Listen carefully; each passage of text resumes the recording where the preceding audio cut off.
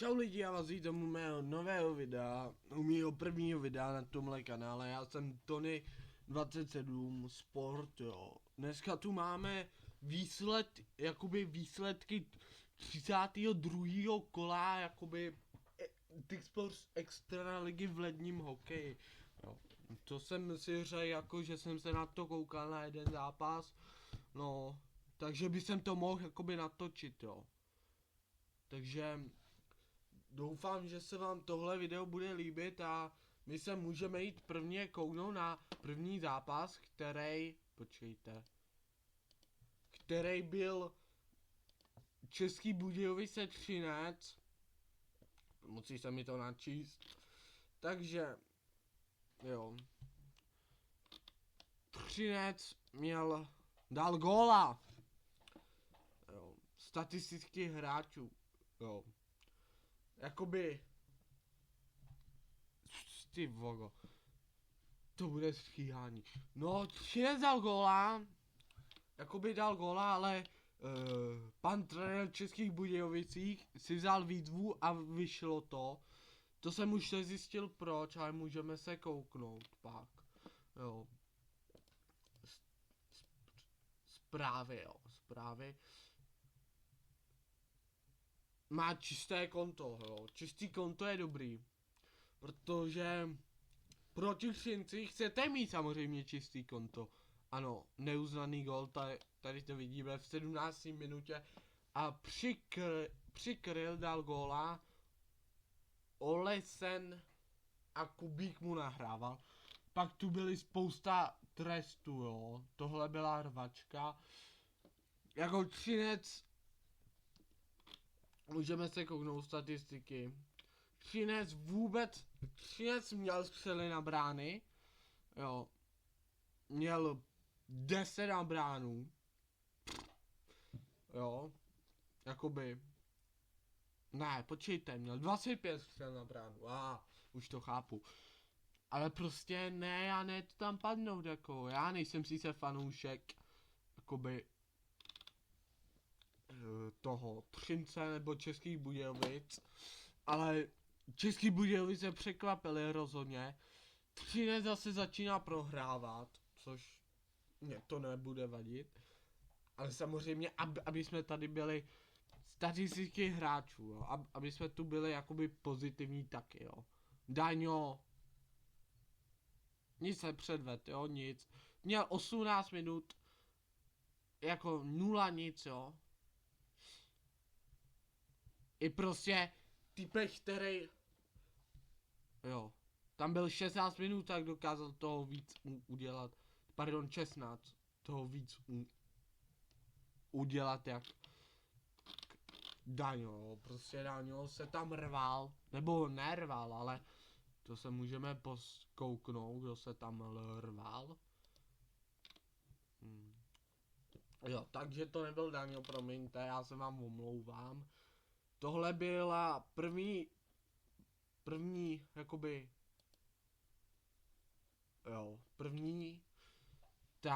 jak se to jmenuje, no prostě první zápas. Tady to můžeme vidět, jo, i strmeň, šikovně, ale Mazanec má taky docela dobrý hodnocení, jo, na to, že je to třinecký. První formace, druhá, šikovně, jo. Jo, ale prostě Třinec měl šance, ale prostě nedokázal je využít prostě, no, tak to je a tak to bude a tak to vždycky bylo, jo. Ne, že vždycky, ale chápeme.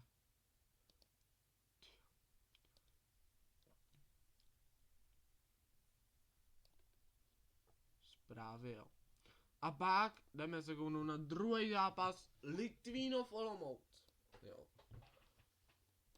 To bylo dost zapeklitý. Jo. Litvínov ved 3krát v tomhle zápase dokonce, jo.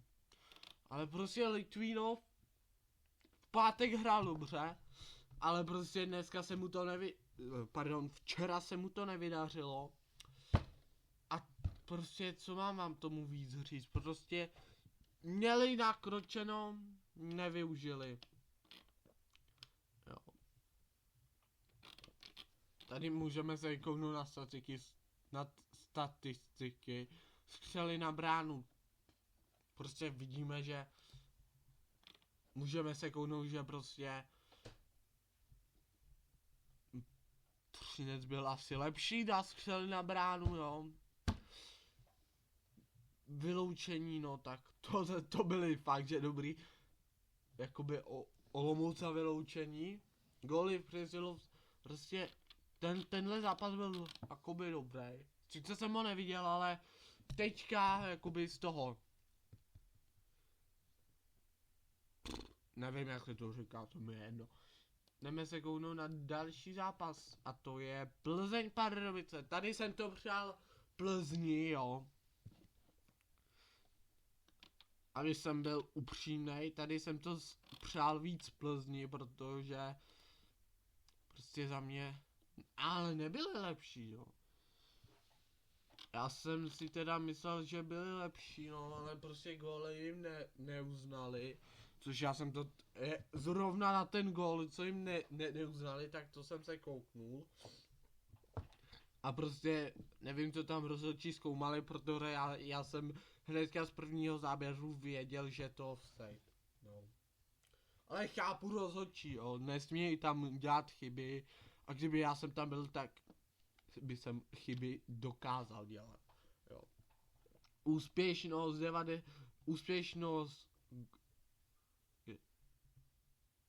zásahy brankářů. Jo, já jsem tady nové, jo, na tomhle, takže asi úplně to nebudu fandit, ale jo, takže tak. A další zápas, Liberec Kladno. Tady si můžeme říct jasně, že Liberec byl prostě lepší. Kladno až v 60. minutě dokázalo prostě Kváču, myslím, že chytal Kváča. Ano, Kváču. Jo, já to přeju Liberci, protože je to prostě Liberec, jo. Není to můj nejoblíbenější tým, ale prostě tady to vidíme, že jo, prostě oni tam mají Kanaděna, ale prostě nedokážou 3 Kanaděny, 4, jo, a oni tam mají ty, jo, oni i střídali dokonce golmana, no tak nedivím se, když prohrává jako, jo. Takže tak, jo. 4-0. Ale nevím, kdy ho teda střídali, to se můžeme kouknout. Jo, aha, to jsem si ho rozklik, co jsem nechtěl. No, tak to asi nezjistíme, ale krásný zápas. A máme tu Mladá Boleslav Karlovy Vary. No, co vám mám k tomu víc říct? Ten hit, co tam byl, jo. No, zrovna Dick udělal ten foul, myslím, na toho mladoboleslavského hráče. To muselo bolet, to nebudeme si lhát. To muselo rozhodně bolet a já jsem viděl ten hit, nechtěl by jsem to dostat, jo. Ale je to samozřejmě hokej, on asi za to nemohl, jak se otáčel, nebo já nevím, napište mi to do komentářů, jo. Nevím, pokud za to mohl nebo nemohl, ale za mě za to z půlky mohl a z půlky nemohl, jako neměl mít hokejku nahoře, jo, to žádná debata, jo. Prostě neměl mít hokejku nahoře, kdyby ji neměl nahoře, nebyl by tam ten faul, jo, takže tak, jo, a za mě krásný výkon Karlových Varů, jo. Pak tu máme Mountfield Kometa, jo. Mountfield překvapil, jo. Nejsem sice fanoušek Komety, ale to, co předvádí tuhle sezónu, že chvíli vyhrává, chvíli prohrává, tak já už jako nevím, jo. Ale samozřejmě Fleck, no, měl góla, jo.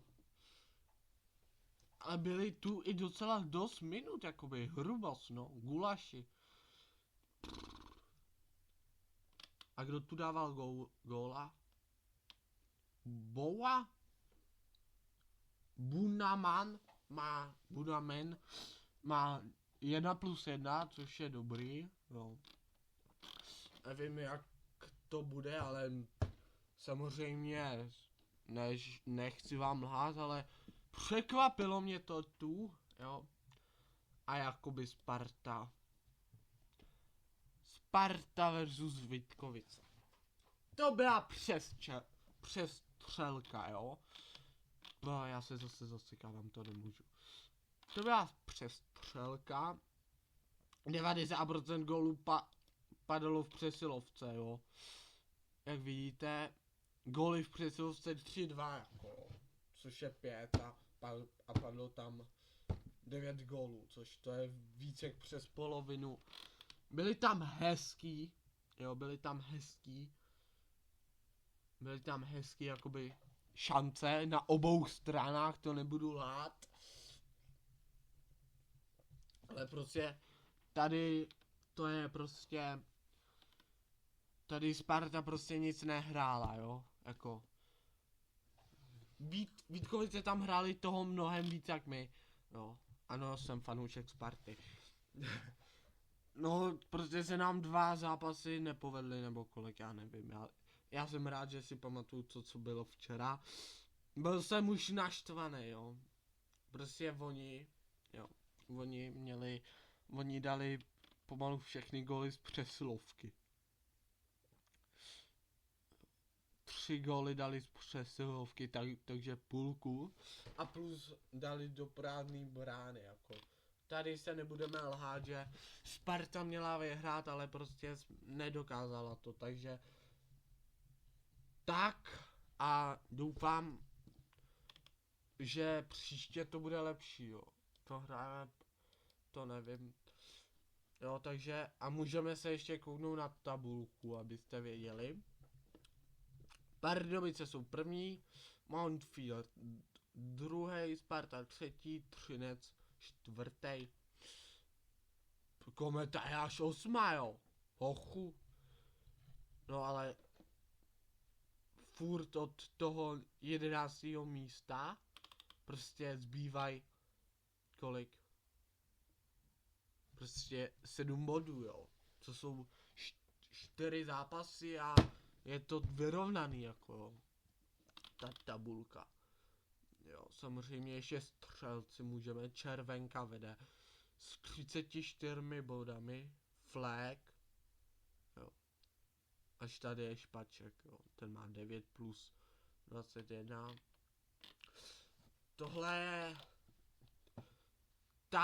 Tohle bylo asi blbec týdne, no.